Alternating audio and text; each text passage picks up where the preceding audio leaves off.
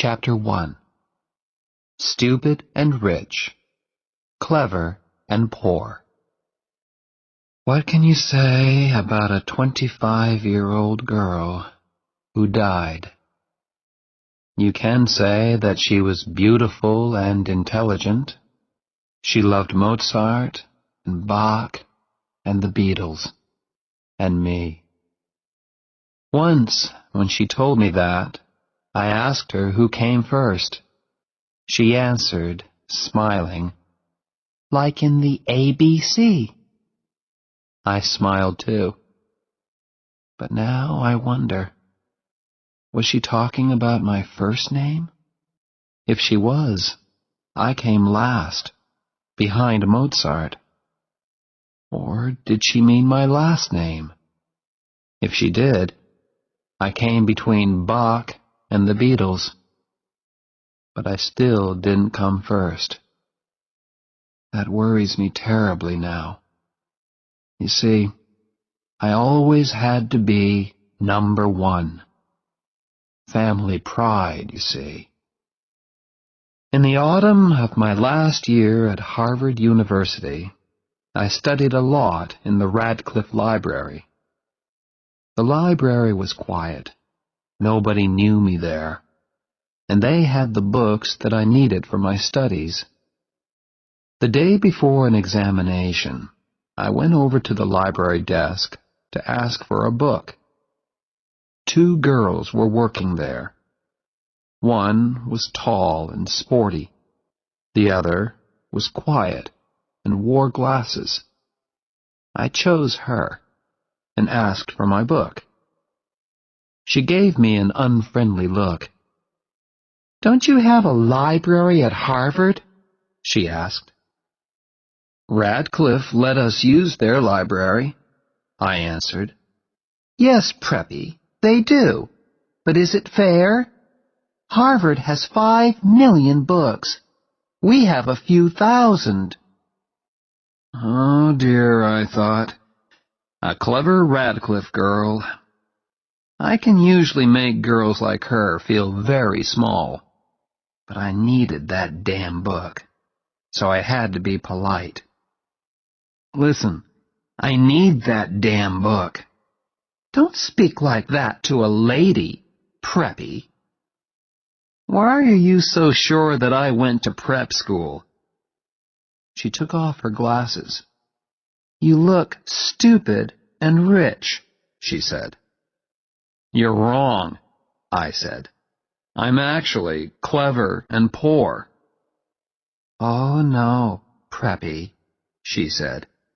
"I'm clever and poor." She was looking straight at me.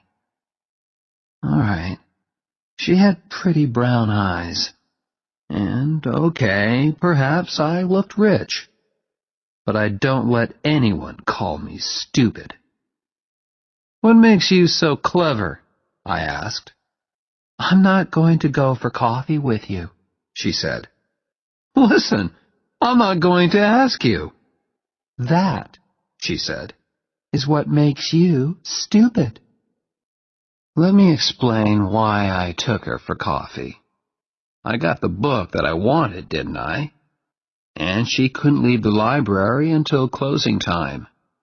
So I was able to study the book for a good long time. I got an A in my exam the next day. I gave the girl's legs an A, too, when she came out from behind the library desk. We went to a coffee shop, and I ordered coffee for both of us. "I'm Jennifer Cavallari," she said. "I'm American, but my family came from Italy. I'm studying music." "My name is Oliver," I said. "Is that your first or your last name?" she asked. "First. My other name is Barrett." "Oh," she said. "Like Elizabeth Barrett, the writer?" "Yes," I said. "No relation."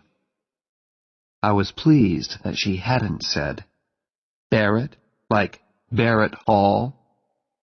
That Barrett is a relation of mine. Barrett Hall is a large, unlovely building at Harvard University. My great-grandfather gave it to Harvard long ago, and I am deeply ashamed of it. She was silent. She sat there, half smiling at me. I looked at her notebooks. 16th century music? I said. That sounds difficult. It's too difficult for you, Preppy, she said coldly. Why was I letting her talk to me like this?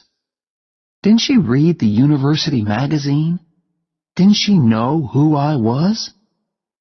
Hey, don't you know who I am? Yes, she answered. You're the man who owns Barrett Hall. She didn't know who I was. I don't own Barrett Hall, I argued. My great-grandfather gave it to Harvard, that's all. So that's why his not-so-great-grandson could get into Harvard so easily. I was angry now. Jenny, if I'm no good, why did you want me to invite you for coffee? She looked straight into my eyes and smiled. I like your body, she said. Every big winner has to be a good loser, too. Every good Harvard man knows that. But it's better if you can win. And so, as I walked with Jenny to her dormitory, I made my winning move. Listen, Friday night is the Dartmouth hockey match. So I'd like you to come. These Radcliffe girls, they really care about sport. And why, she asked, should I come to a stupid ice hockey match? Because I'm playing, I answered. There was a moment's silence. I think I heard snow falling. For which team? She said. By the second quarter of the game on Friday night, we were winning 0-0. That is, Davy Johnson and I were getting ready to score a goal. The crowd were screaming for blood, or a goal. I always feel that it's my job to give them both these things. I didn't look up at Jenny once, but I hoped she was watching me. I got the puck and started off across the ice. Davy Johnson was there on my left, but I didn't pass the puck to him. I wanted to score this goal myself. But before I could shoot, two big Dartmouth men were after me. In a moment, we were hitting the puck and each other as hard as we could. You, said a voice suddenly. 2 minutes in the penalty box. I looked up. He was talking to me. What did I do? I asked. Don't argue. He called to the official's desk. Number 7, 2 minutes in the penalty box for fighting. Angrily, I climbed into the penalty box. Why are you sitting here when all your friends are playing? The voice was Jenny's. I didn't answer. Come on, Harvard! Get that puck! I shouted. What did you do wrong? Jenny asked. I tried too hard. Out there on the ice, Harvard were playing with only 5 men. Is that something to be ashamed of? Jenny, please, I'm thinking. What about? About those 2 Dartmouth men. When I get back onto the ice, I'll break them into little pieces. Do you always fight when you play hockey? I'll fight you, Jenny, if you don't keep quiet. I'm leaving. Goodbye. I looked round. She had gone. Just then, the bell rang. My 2-minute penalty had finished. I jumped onto the ice again. "Good old Barrett!" shouted the crowd.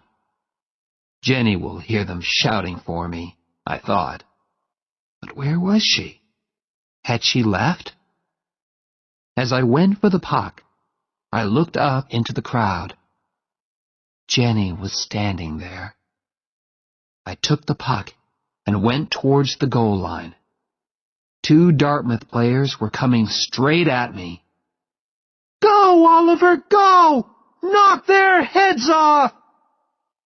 That was Jenny's voice above the crowd. It was crazily, beautifully violent. I pushed past one Dartmouth man. I knocked hard into the other. Then I passed the puck to Davy Johnson, and he banged it into the Dartmouth goal. The crowd went wild. In a moment, we were all shouting and kissing and banging each other on the back. The crowd were screaming with excitement. After that, we murdered Dartmouth. 7-0. After the match, I lay in the hot bath and thought with pride about the game. I'd scored 1 goal and helped to score another. Now the water felt wonderful on my tired body. Suddenly, I remembered Jenny.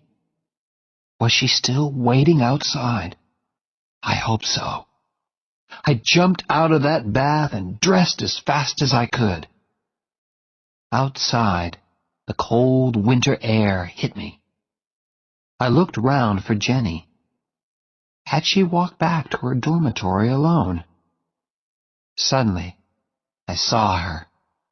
"Hey, Preppy, it's cold out here." I was really pleased to see her, and gave her a quick kiss. "Did I say you could kiss me?" she said. "Sorry, I was just excited." I wasn't. It was dark and quiet out there in the cold. I kissed her again, more slowly. When we reached her dormitory, I did not kiss her goodnight. "Listen, Jenny, perhaps I won't telephone you for a few months."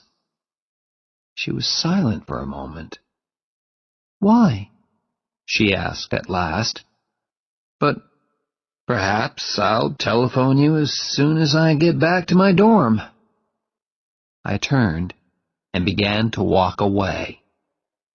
"Damn Preppy!" I heard her say. I turned again.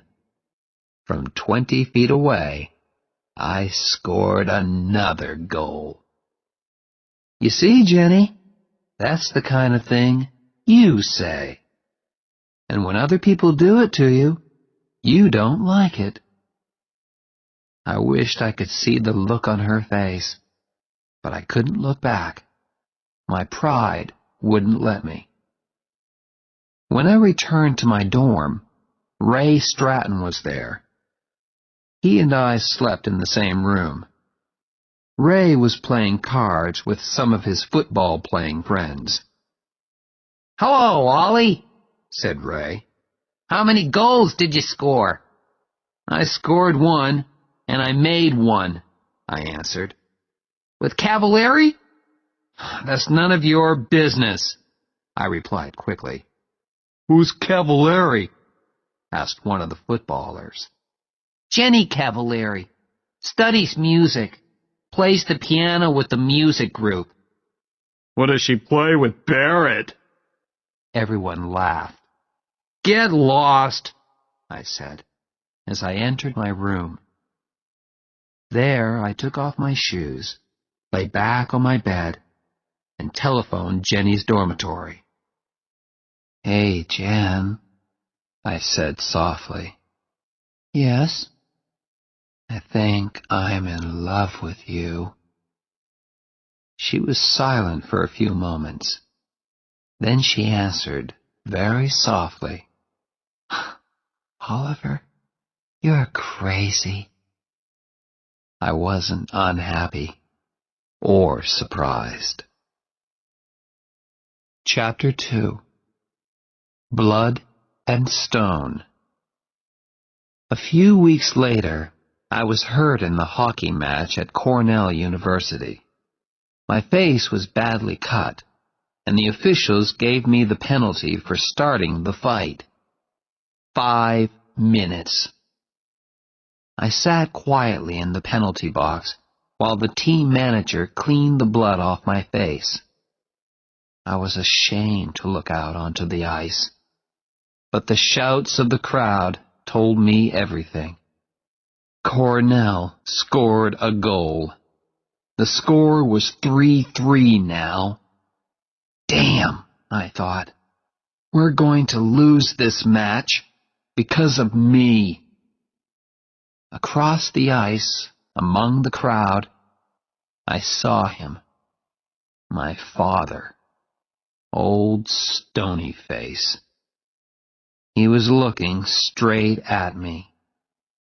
If the meeting finishes in time, I'll come to Cornell and watch you play, he had told me on the phone.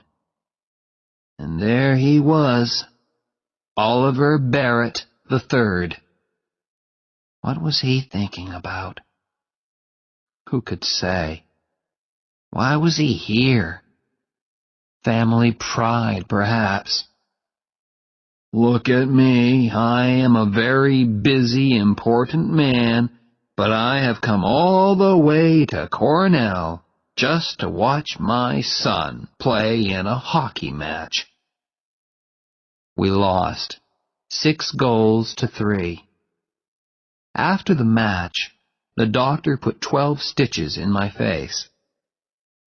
When I got to the changing room, it was empty. They don't want to talk to me, I thought. I lost that match. I felt very ashamed as I walked out into the winter night. Come and have dinner, son, said a voice.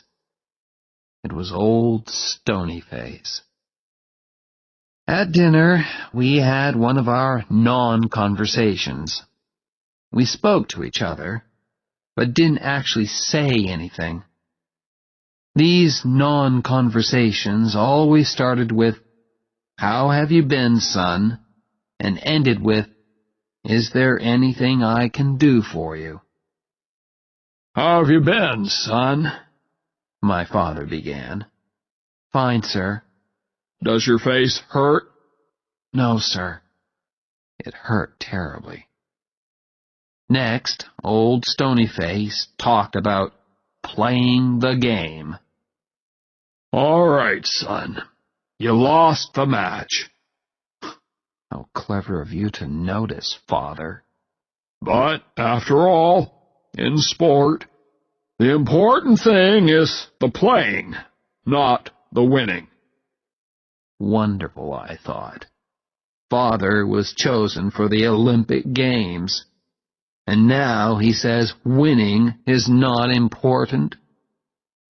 I just looked down at my plate and said, "Yes, sir," at the right times. Our non-conversation continued. After playing the game, he discussed my plans. Tell me, Oliver, has the law school accepted you yet? Not yet, sir. Would you like me to telephone them? No, I said at once. I want to get a letter like other people, sir. Please? Yes, of course. Fine. After all, they're sure to accept you. Why? I thought. Because I'm clever and successful? Or because I'm the son of Oliver Barrett III? The meal was as uninteresting as the conversation. At last, my father spoke again. There's always the Peace Corps, he said suddenly. I think the Peace Corps is a fine thing, don't you? Oh, yes, sir, I said politely. I knew nothing about the Peace Corps. What do your friends at Harvard think about the Peace Corps? He asked. Do they feel that the Peace Corps is important in our world today? Yes, sir, I said politely, just to please him. After dinner, I walked with him to his car. Is there anything I can do for you, son? He asked. No, thank you, sir. Good night, sir. Our non-conversation was finished. He drove away. Yes, of course, there are planes, but Oliver Barrett III chose to drive. My father likes to drive. Fast. And at that time of night, in an Aston Martin DBS, you can go very fast indeed. I went to telephone Jenny. That was the only good part of the evening. I told her about the fight. She enjoyed that. Her musical friends never got into fights. I hope you hit the man who hit you, she said. Oh, yes. Good. I'm sorry I couldn't be there to watch you. Perhaps you'll hit somebody in the Yale match. I smiled. Jenny really made me feel better. Back at Harvard the next day, I called at her dorm. Jenny was talking to someone on the telephone in the hall. Yes, of course. Oh, yes, Phil. I love you too. Love and kisses. Goodbye. Who was she talking to? I had only been away 48 hours, and she had found a new boyfriend. Jenny did not seem ashamed. She kissed me lightly on the unhurt side of my face. Hey, you look terrible. 12 stitches, Jen. Does the other man look worse than you? Much worse. I always make the other man look worse. We walked to my MG sports car. Who's Phil? I asked, as carelessly as I could. My father. I could not believe that. You call your father Phil? That's his name. What do you call your father? Sir. He must be really proud of you. You're a big hockey star, and you're always successful in your exams. You don't know anything, Jenny. He was good at exams and sport, too. He was in the Olympic Games. My God! Did he win? No. Actually, old Stony Face was 6th, which makes me feel a little better. Jenny was silent for a moment. Why do you hate him so much? She asked at last. I'm Oliver Barrett IV, I answered. All Barretts have to be successful, and that means I have to be good at everything all the time. I hate it. Oh, I'm sure you do, laughed Jenny. You hate doing well in your exams. You hate being a hockey star. But he expects it, I said. If I'm successful, he isn't excited or surprised. He was a big success, and he expects me to be the same. I told her about our meal and our non-conversation after the Cornell match, but she didn't understand at all. You say your father is a busy man, she said, but he found time to go all the way to Cornell to watch you play. How can you say these terrible things about him when he drove all that way just to watch your hockey match? He loves you, Oliver. Can't you understand? Forget it, Jenny, I said. She was silent for a moment. I'm pleased you have problems with your father, she said at last. That means you aren't perfect. Oh, you mean you are perfect? Of course not, Preppy. That's why I go out with you. Jenny loved to have the last word. Chapter 3. We Belong Together. I had not yet made love to Jenny. In the 3 weeks we had been together, we had held hands. Sometimes we had kissed, but that was all. Usually I moved much faster. Ask the other girls that I'd been out with. But Jenny was special. I felt different about her, and I didn't know what to say to her. You're going to fail your exams, Oliver. We were studying in my room one Sunday afternoon. Oliver, you'll fail your exams if you don't do some work. I am working.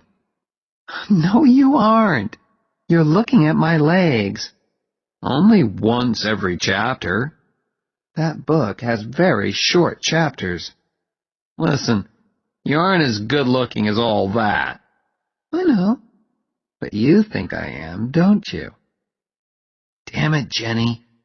How can I study when all the time I want to make love to you? She closed her book softly and put it down. She put her arms around me. Oliver, will you please make love to me? It all happened at once. It was all so unhurried, soft and gentle. And I was gentle too. Was this the real Oliver Barrett IV? Hey, Oliver, did I ever tell you that I love you? Said Jenny finally. No, Jen. I kissed her neck. I love you very much, Oliver. I love Ray Stratton, too. He's not very clever or a wonderful footballer, but he was a good friend to me. Where did he go to study when I was in our room with Jenny? Where did he sleep on those Saturdays when Jenny and I spent the night together? In the old days, I always told him all about my girlfriends, but I never told him about Jenny and me. My God, Barrett, are you two sleeping together or not? Asked Ray. Raymond, please don't ask. You spend every minute of your free time with her. It isn't natural. Ray, when two adults are in love... Love? At your age? Oh, my God, I worry about you. I really do. Don't worry, Raymond, old friend. We'll have that flat in New York one day. Different girls every night. Don't you tell me not to worry, Barrett. That girl's got you, and I don't like it. That evening, I went to hear Jenny play the piano with the music group. You were wonderful, I said afterwards. That shows what you know about music, Preppy. We walked along the river together. I played okay, not wonderful, not Olympic Games, just okay. Okay? Okay. But you should always continue your music. Of course I will. I'm going to study with Nadia Boulanger, aren't I? Who? Nadia Boulanger. She's a famous music teacher in Paris. I'm very lucky. I won a scholarship, too. Jennifer, you're going to Paris? I've never seen Europe. I'm really excited about it. I took her by the arms and pulled her towards me. Hey, how long have you known this? Jenny looked down at her feet. Oliver, don't be stupid. We can't do anything about it. After we finish university, you'll go your way, and I'll go mine. You'll go to law school. Wait a minute. What are you talking about? She looked into my eyes. Polly, you're a rich preppy. Your old man owns a bank. My father's a baker in Cranston, Rhode Island. And I'm nobody. What does that matter? We're together now. We're happy. Holly, don't be stupid, she repeated. Harvard is full of all kinds of different people. You study together, you have fun together. But afterwards, you have to go back to where you belong. We belong together. Don't leave me, Jenny. Please. What about my scholarship? What about Paris? What about our marriage? Who said anything about marriage? Said Jenny in surprise. Me. I'm saying it now. Why? I looked straight into her eyes. Because, I said. Oh, said Jenny. That's a very good reason. She took my arm, and we walked along the river. There was nothing more to say, really. The next Sunday, we drove to visit my parents in Ipswich, Massachusetts. Jenny said it was the right thing to do. And, of course, there was also the fact that Oliver III paid for my studies at Harvard. Oh, my God, Jenny said when we drove up to the house. I didn't expect this. It's like a damn palace. Please, Jen, everything will be fine. For a nice all-American girl of good family, perhaps. Not for Jennifer Cavallari, baker's daughter from Cranston, Rhode Island. Florence opened the door. She has worked for the Barrett family for many years. She told us that my parents were waiting in the library. We followed her past a long line of pictures of famous Barretts and a glass case full of silver and gold cups. They look just like real silver and gold, said Jenny. They don't give cups like those at the Cranston Sports Club. They are real silver and gold, I answered. Oh, my God! Are they yours? No, my father's. Do you have silver and gold cups too, Oliver? Yes. In a glass case, like these? No. Up in my room, under the bed. She gave me one of her good Jenny looks. We'll go and look at them later, shall we? Before I could answer, we heard a voice. Ah, hello there. It was old Stonyface. Oh, hello, sir. This is Jennifer. Hello there.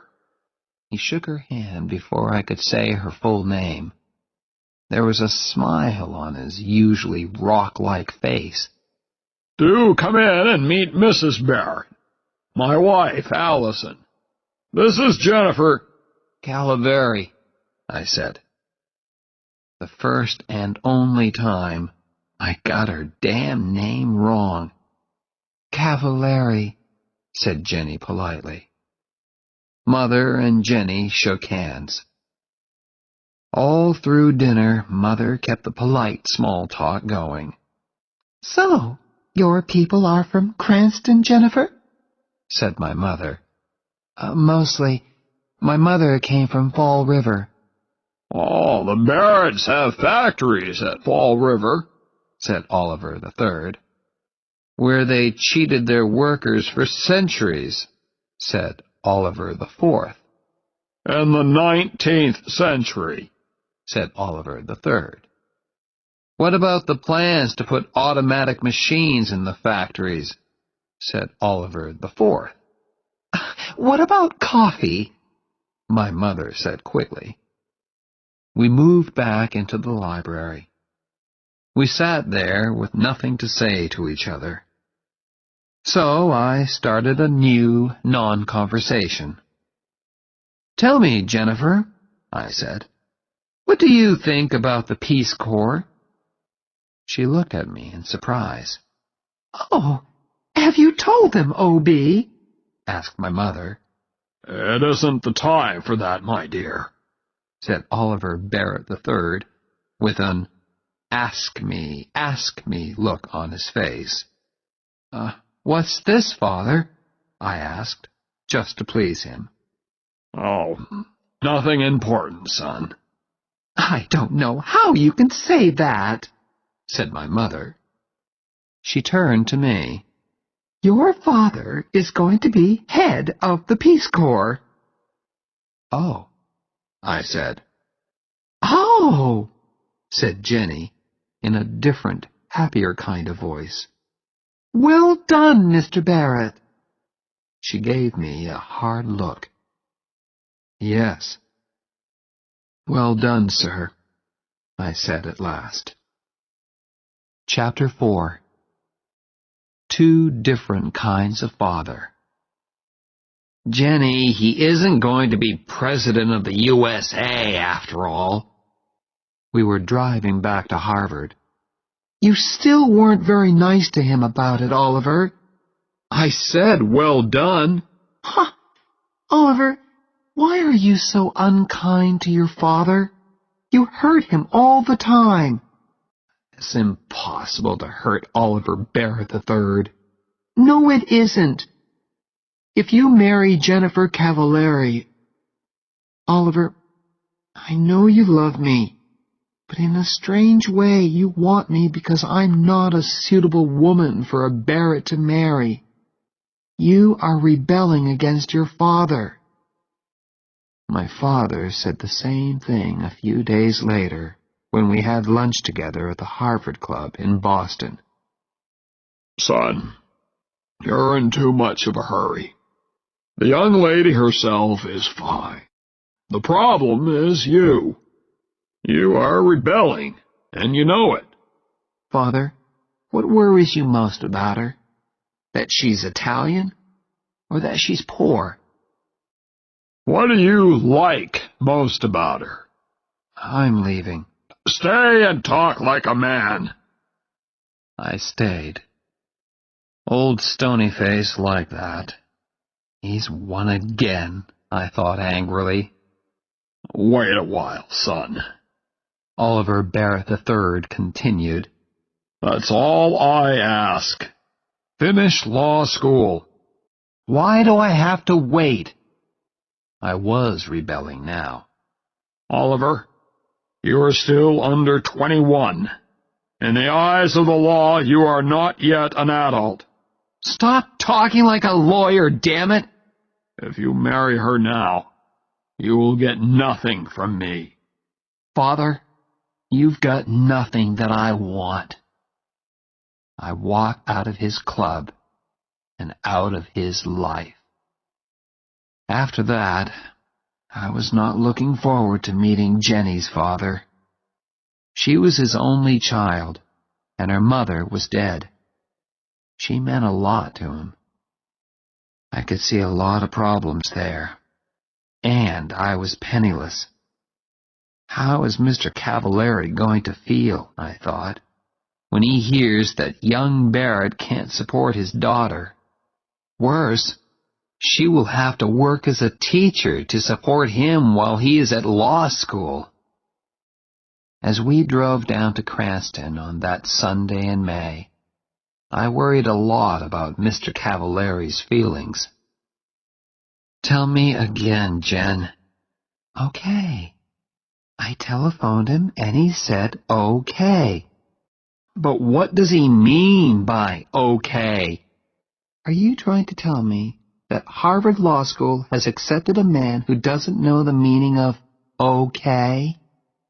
"It isn't a word that lawyers use much, Jen. Just tell me again, please." "He knows you're poor and he doesn't mind. Stop worrying, Oliver. Jenny lived on Hamilton Street. It was a long line of wooden houses with children playing in front of them and whole families sitting on their front steps.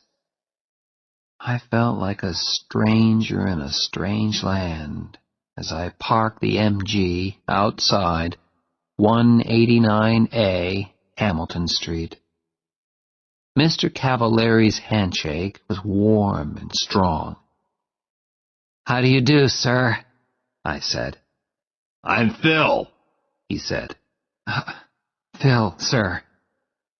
It was a frightening moment. Then Mr. Cavallari turned to his daughter. Suddenly they were in each other's arms, laughing and crying and kissing. I felt like a stranger. For some time, I did not have to speak much. Don't speak with your mouth full, my family had told me when I was a child. Phil and his daughter kept my mouth full all afternoon. I don't know how many Italian cakes I ate. Both Cavallaris were very pleased. "He's okay," said Phil at last. "I told you he was okay," said his daughter. "Well, I had to see for myself. Now I've seen him. Oliver?" "Yes, sir?" "Call me Phil. You're okay." Later, Phil tried to have a serious talk with me. He thought he could bring Oliver Barrett III and Oliver Barrett IV together again. "Let me speak to him on the telephone," he said. "A father's love is a very special thing." "There isn't much of it in my family," I said. "Your father will soon realize," he began, "when it's time to go to the church." "Phil," said Jenny gently, "we don't want to be married in church." He looked surprised, then unhappy. But he spoke bravely. It's your wedding, children. You choose. It's okay by me." My next meeting was with the head of Harvard Law School. "I'll need a scholarship for next year, sir," I said politely. "A scholarship? I don't understand. Your father—" "My father has nothing to do with it, sir. We've had a disagreement, and he isn't supporting me anymore." The head took off his glasses, then put them on again. I continued. "That's why I've come here to see you, sir. I'm getting married next month. We're both going to work during the summer. Then Jenny will support us by teaching. But her teaching won't pay enough to send me to law school. Sir, I need a scholarship. I have no money in the bank." "Mr. Barrett, our scholarships are for poor people, and it's too late to ask for one. I do not wish to enter into a family disagreement, but I think you should go and talk to your father again." "No," I said angrily. "I am not, repeat, not going back to my father to ask for money." When Jenny graduated from university that summer, all her relations came from Cranston to watch. We didn't tell them about our marriage plans because we wanted a quiet wedding and didn't want to hurt their feelings. I graduated from Harvard the next day. Was Oliver III there in the university hall? I don't know. I didn't look for old Stonyface in the crowd. I gave my parents' tickets to Jenny and Phil. But as an old Harvard man, my father could sit with the class of 26. But why should he want to? I mean, Weren't the banks open that day? The wedding was on the next Sunday. It was very quiet and very beautiful. Phil was there, of course, and my friend Ray Stratton. Jenny and I spoke about our love for each other and promised to stay together until death. Ray gave me the ring, and soon Oliver Barrett IV and Jennifer Cavalieri were man and wife. We had a small party afterwards, just the four of us. Then Ray and Phil went home, and Jenny and I were alone together. Jenny, we're really married. Yes. Now I can be as terrible to you as I like. Chapter 5. The first 3 years. For 3 years, we had to make every dollar do the work of 2. All through the summer holidays, we worked at the boat club in Dennisport. It was hard work, but we were never too tired to be kind to each other. I say kind because there are no words to describe our love and happiness together. After the summer, we found a cheap flat near the university. It was on the top floor of an old house and was actually very expensive. But what could we do? There weren't many flats around. "Hey, Preppy," said Jenny when we arrived there. "Are you my husband, or aren't you?" "Of course I'm your husband." "Show me then." My God, I thought. In the street? "Carry me into our first home." I carried her up the 5 steps to the front door. "Why did you stop?" she asked. "This isn't our home." "Upstairs, Preppy." There were 24 stairs up to our flat, and I had to stop halfway. "Why are you so heavy?" I asked her. "Perhaps I'm expecting a baby." "My God, are you?" "Ha! I frightened you then, didn't I?" "Well, yes, just for a second or two." I carried her the rest of the way. There were very few moments in those days when we were not worrying about money. Very few, and very wonderful. And that moment was one of them. A food shop let us eat now, pay later, thanks to the Barrett name. But our famous name did not help us in Jenny's work. The head of the school thought we were rich. "Of course, we can't pay our teachers very much," said Miss Whitman. "But that won't worry you, Mrs. Barrett." Jenny tried to explain that Barretts had to eat, just like other people. Miss Whitman just laughed politely. "Don't worry," Jenny said to me. "We'll manage. Just learn to like spaghetti." I did. I learned to like spaghetti, and Jenny learned lots of different ways of cooking it. With Jenny's pay from school, and our money from our summer work and my holiday jobs, we managed. Our lives had changed a lot, of course. There was no more music for Jenny. She had to teach all day, and came home very tired. Then she had to cook dinner. Restaurants were too expensive for us. There were a lot of films that we didn't see, and places and people that we didn't visit. But we were doing okay. One day, a beautiful invitation arrived. It was for my father's 60th birthday party. "Well?" said Jenny. I was in the middle of a thick law book and did not hear her at first.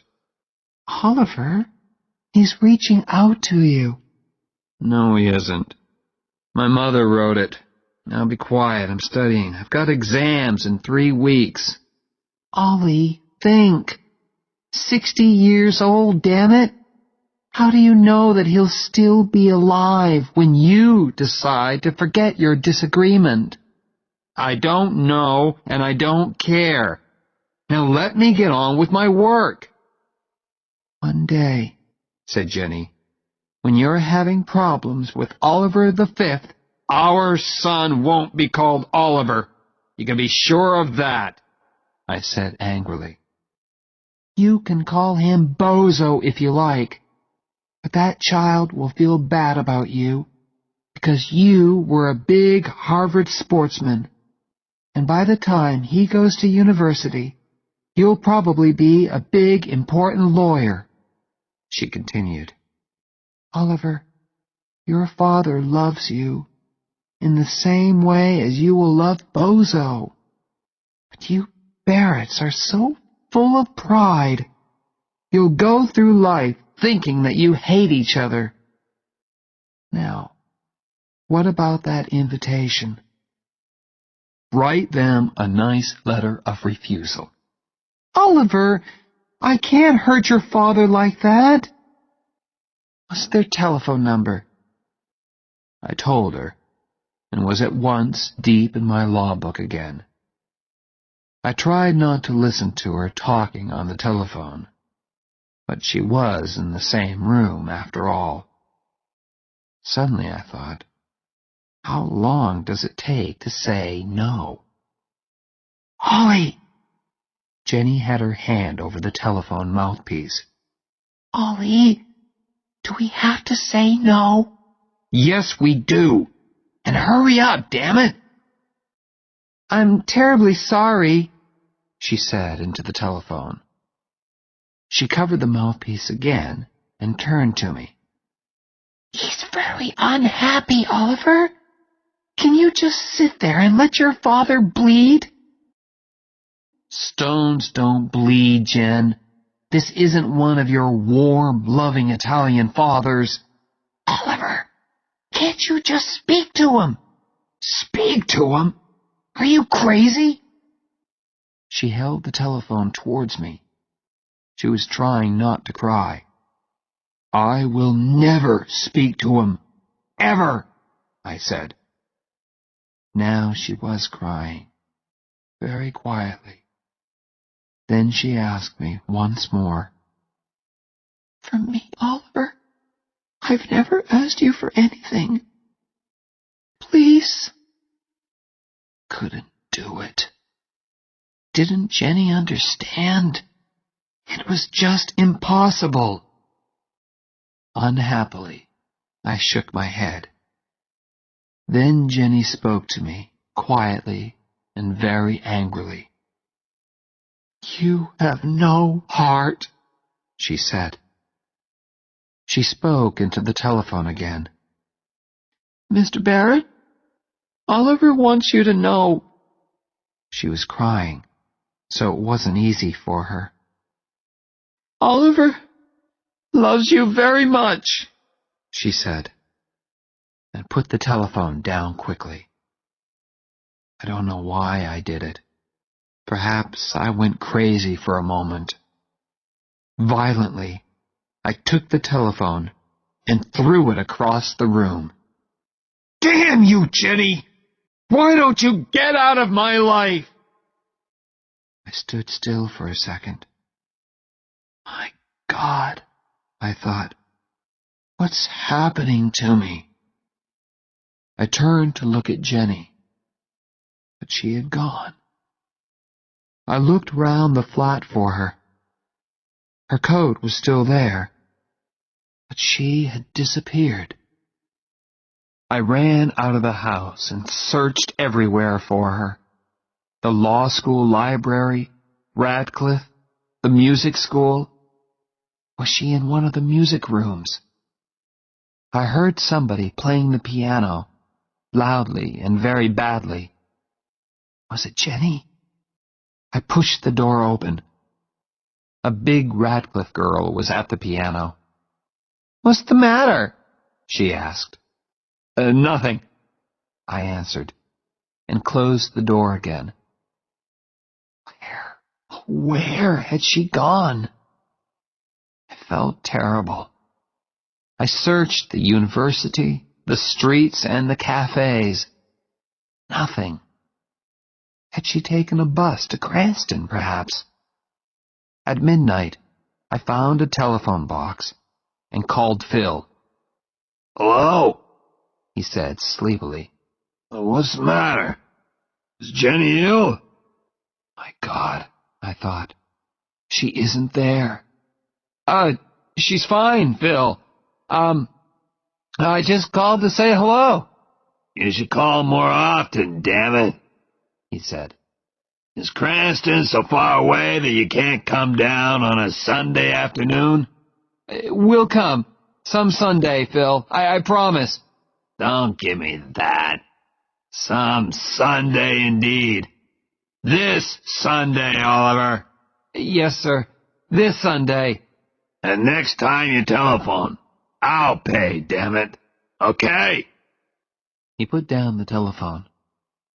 I stood there and wondered what to do. At last, I went back to the flat. Jenny was sitting on the top step. I was too tired to cry, too glad to speak. I forgot my key, said Jenny. I stood there on the bottom step. I was afraid to ask how long she had been there. I only knew that I had hurt her terribly. Jenny, I'm sorry. Stop, she said. Then she added, love means you never have to say you're sorry. We walked up to our flat. As we undressed, she looked lovingly at me. I meant what I said, Oliver. And that was all. Chapter 6. Money can't buy everything. When the letter came from the law school, it changed our lives. I came third in the final examinations, and suddenly everyone wanted to offer me jobs. It was a wonderful time. Think of it. An all-American boy with a famous name, third in his examinations, and a Harvard hockey player, too. Crowds of people were fighting to get my name and number on their company writing paper. At last, I accepted a job with Jonas and Marsh in New York. I was the highest-paid graduate of my year, too. After 3 years of spaghetti and looking twice at every dollar, it felt wonderful. We moved to a beautiful flat in New York. Jonas and Marsh's office was an easy 10-minute walk away. And there were lots of fashionable shops nearby, too. I told my wife to get in there and start spending immediately. Why, Oliver? Woman, you supported me for 3 years. Now it's my turn. I joined the Harvard Club of New York. Ray Stratton was working in New York, too, and we played tennis together 3 times a week. My old Harvard friends discovered me once more, and invitations arrived. Say no, Oliver. I don't want to spend my free time with a lot of empty-headed preppies. Okay, Jen, but what shall I tell them? Tell them I'm expecting a baby. Are you? She smiled. No, but if we stay at home tonight, perhaps I will. We already had a name for our child. You know, I said one evening, I really like the name Bozo. You honestly want to call our child Bozo? Yes, it's the name of a big sports star. He'll be wonderfully big and strong, I continued. Bozo Barrett, Harvard's biggest football star. We had a name for our child, and we wanted him very much. It was not always easy to make a baby, although we tried very hard. Finally, I became worried, and we went together to see a doctor. Dr. Shepard checked everything carefully. He took some of our blood and sent it away for examination. "We'll know soon," he said. A few days later, he telephoned me at my office and asked me to visit him on my way home that evening. "Well, doctor," I said, "which of us has the problem?" "It's Jenny," he said. "She will never have children." I was ready for this news, but it still shook me. "Well," I said, "children aren't everything." "Oliver," said Dr. Shepard, "the problem is more serious than that. Jenny is very ill. She has a blood disease. It is destroying her blood, and we can't stop it. She is dying, Oliver. I am very sorry." "That's impossible, doctor," I said. I waited for the doctor to tell me that it was not true. Kindly and patiently, he explained again, and at last I understood the terrible words. "Have you spoken to Jenny, doctor? What did you tell her?" "I told her that you were both all right. For the moment, it's better that way." I wanted to shout and scream at the unfairness of it all. Jenny was 24, and she was dying. "What can I do to help, doctor?" I asked at last. "Just be natural," he said. Natural. I began to think about God. At first, I hated him. Then, next morning, I woke up, and Jenny was there beside me. Still there. I was ashamed. Thank you, God, I thought. Thank you for letting me wake up and see Jennifer. Be natural, the doctor had said. I did my best. And all the time I was living with my terrible secret. One day, Mr. Jonas called me into his office. "Oliver, I have an important job for you. How soon can you go to Chicago?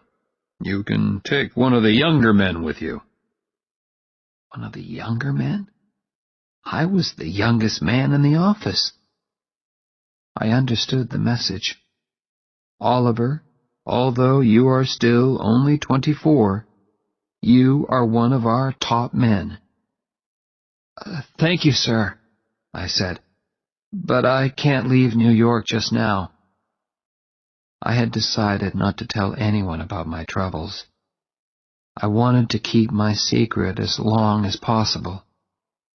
I could see that old man Jonas was unhappy about my refusal. On the way home that day, I saw a notice in a travel shop window. "Fly to Paris." Suddenly, I remembered Jenny's words. What about my scholarship? What about Paris? I went into the shop and bought 2 tickets to Paris. Jenny was looking gray and tired when I got home. When I showed her the tickets, she shook her head. "Oliver," she said gently, "I don't want Paris. I just want you. And I want time, which you can't give me." Now I looked in her eyes and saw the sadness in them. We sat there silently, holding each other. Then Jenny explained. I was feeling terrible. I went back to the doctor, and he told me, I'm dying. Now I didn't have to be natural anymore. We had no more secrets from each other. Now we could discuss things that young husbands and wives don't usually have to discuss. You must be strong, Oliver, she said. For Phil, it's going to be hard for him. He needs your help, okay? Okay, I'll be strong, I promised. I hoped Jenny could not see how frightened I was. A month later, just after dinner, Jenny was playing Chopin on the piano. Suddenly she stopped. Are you rich enough to pay for a taxi? She asked. Of course. Where do you want to go? To the hospital. In the next few busy, worried moments, while I hurriedly packed a bag, I realized, this is it, I thought. Jenny is going to walk out of this flat and never come back. I wondered what she was thinking. She sat there, looking straight in front of her. Hey, I said, is there anything special that you want to take with you? No, she said. Then she thought again. Yes, you. The taxi driver thought Jenny was expecting a baby. Is this your first? He asked. I was holding Jenny in my arms, and I felt ready to explode. Please, Holly, Jenny said to me softly. He's trying to be nice to us. Yes, I told the driver. It's our first, and my wife isn't feeling very well, so can you hurry, please?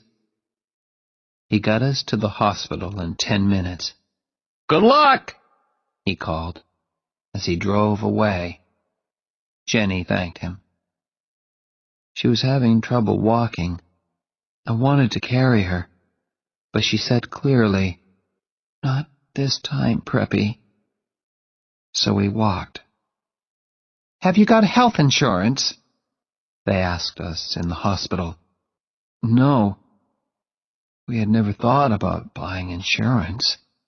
We were too busy buying furniture and kitchen things. Of course, the doctors knew about Jenny, and they were expecting us. Listen, I told them. Do your best for Jenny. I don't care what it costs. I want her to have the best, please.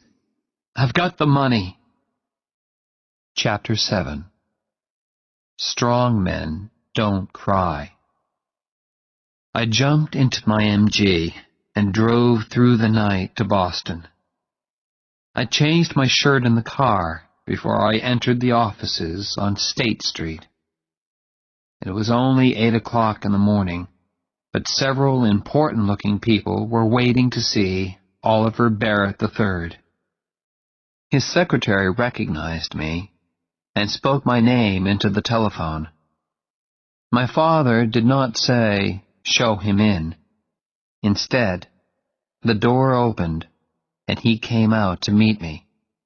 Oliver, he said. His hair was a little grayer, and his face had lost some of its color. Come in, son, he said. I walked into his office and sat down opposite him. For a moment, we looked at each other. Then he looked away, and so did I. I looked at the things on his desk, the scissors, the pen holder, the letter opener, photos of my mother and me. How have you been, son? He asked. Very well, sir. Father, I need to borrow $5,000. He looked hard at me. May I know the reason? He said at last. I can't tell you, Father. Just lend me the money, please. I felt that he didn't want to refuse or argue with me.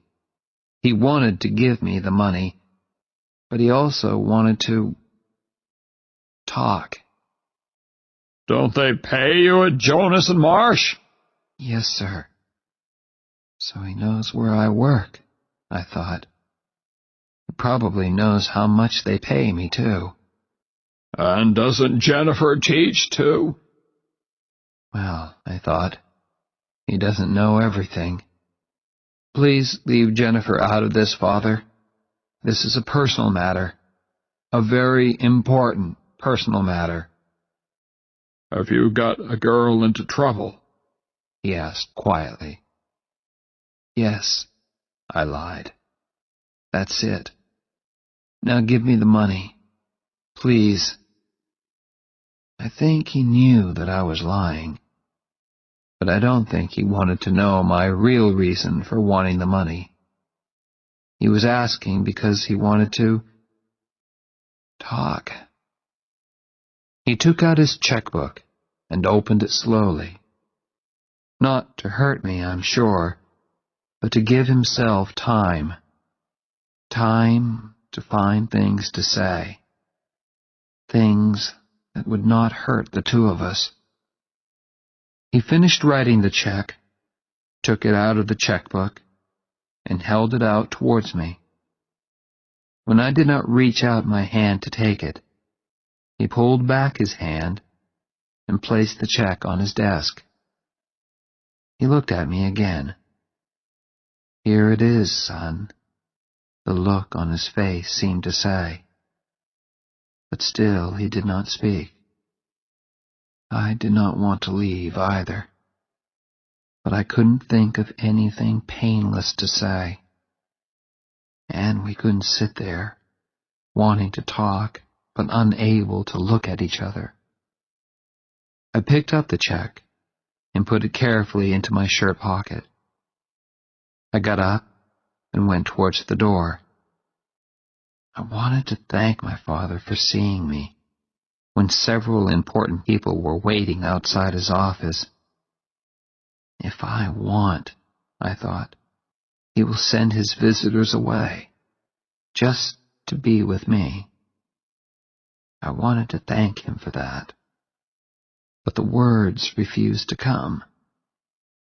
I stood there with the door half open, and at last I managed to look at him and say, "Thank you, Father." Then I had to tell Phil Cavallari. He did not cry or say anything. He quietly closed his house in Cranston and came to live in our flat. We all have ways of living with our troubles. Some people drink too much. Phil cleaned the flat again and again. Perhaps he thought Jenny would come home again. Poor Phil. Next, I telephoned Old Man Jonas. I told him why I could not come into the office. I kept the conversation short because I knew he was unhappy. He wanted to say things to me, but could not find the words. I knew all about that. Phil and I lived for hospital visiting hours. The rest of life, eating and sleeping, or not sleeping, meant nothing to us.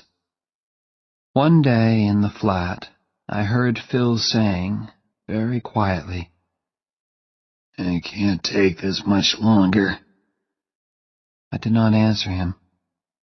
I just thought to myself, I can take it. Dear God, I can take it as long as you want, because Jenny is Jenny. That evening, she sent me out of her room. She wanted to speak to her father, man to man. "But don't go too far away," she added. I went to sit outside. Then Phil appeared. "She wants to see you now," he said. "Close the door," Jenny ordered. I went to sit by her bed. I always liked to sit beside her and look at her face, because it had her eyes shining in it. "It doesn't hurt, Ollie. Really," she said. "It's like falling off a high building, very slowly. You know?" Something moved deep inside me. "I am not going to cry," I said to myself. "I'm strong, okay? And strong men don't cry. But if I'm not going to cry, then I can't open my mouth." I said. "No, you don't know, Preppy," she said. "You've never fallen off a high building in your life." "Yes, I have," my voice came back. "I did when I met you." She smiled. "Cares about Paris," she said suddenly. "Paris, music, all that. You think you stole it from me, don't you? I can see it in your face." "Well, I don't care, you stupid Preppy. Can't you accept that?" "No," I answered honestly. "Then get out of here," she said angrily. "I don't want you at my damn deathbed." "Okay, I accept it," I said. "That's better. Now, you do something for me." From somewhere inside me came this sudden, violent need to cry. I was strong. I was not going to cry. I said again. "You please hold me, Oliver." Put my hand on her arm. Oh, God. She was so thin. And held it. "No, Oliver," she said. "Really hold me. Put your arms round me." Very, very carefully, I got onto the bed and put my arms round her. "Thanks, Ollie." Those were her last words. Phil Cavallari was waiting outside. "Phil?" I said softly. He looked up, and I think he already knew. I walked over and put my hand on his arm. "I won't cry," he said quietly. "I'm gonna be strong for you. I promise, Jenny." He touched my hand very gently. But I had to be alone, to feel the night air, to take a walk, perhaps. Downstairs, the entrance hall of the hospital was very calm and quiet. The only noise was the sound of my footsteps on the hard floor. "Oliver?" It was my father. Except for the woman at the desk. We were all alone there. Could not speak to him. I went straight towards the door. But in a moment he was out there, standing beside me. "Oliver," he said. "why didn't you tell me?" It was very cold. That was good, because I wanted to feel something. My father continued to speak to me, while I stood still and felt the cold wind on my face. "I heard this evening. I jumped into the car at once. I was not wearing a coat. The cold was starting to make me ache. Good. Oliver, said my father. I want to help. Jenny's dead, I told him. I'm sorry, he said very softly. I don't know why I did it, but I repeated Jenny's words from long ago. Love means you never have to say you're sorry. Then I did something which I had never done in front of him before. My father put his arms round me